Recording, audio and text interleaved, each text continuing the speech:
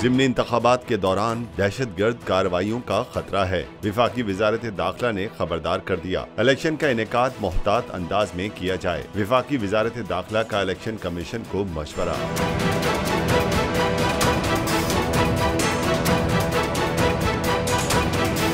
तफसीलात के मुताबिक विफाकी वज़ारत दाखिला ने इलेक्शन कमीशन को एक मरतबा फिर खत लिखकर ज़िमनी इंतखाबात के दौरान दहशतगर्द कार्रवाइयों से मुतालिक खबरदार किया है। खत में पाकिस्तान की खुफिया एजेंसियों की रिपोर्ट का हवाला देते हुए लिखा गया कि पंजाब में सियासी अफराद को निशाना बनाया जा सकता है। सिंध और बलूचिस्तान की कौम परस्त ज़ेबी तंजीमें कराची समेत सिंध के मुख्तलिफ शहरों में दहशत गर्दी की कार्रवाइयाँ कर सकती हैं। सिंध और कराची में दहशत गर्द कार्रवाइयाँ इलेक्शन वाले दिन या इससे पहले हो सकती हैं।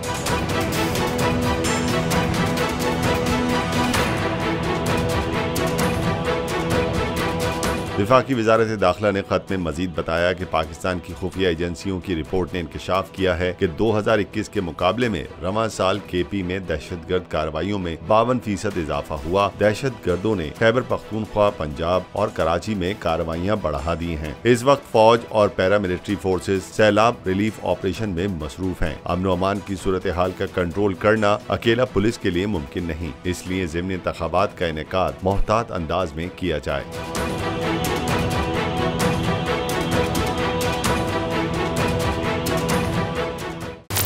इमरान खान हूं, आप बोल्ड न्यूज देख रहे हैं।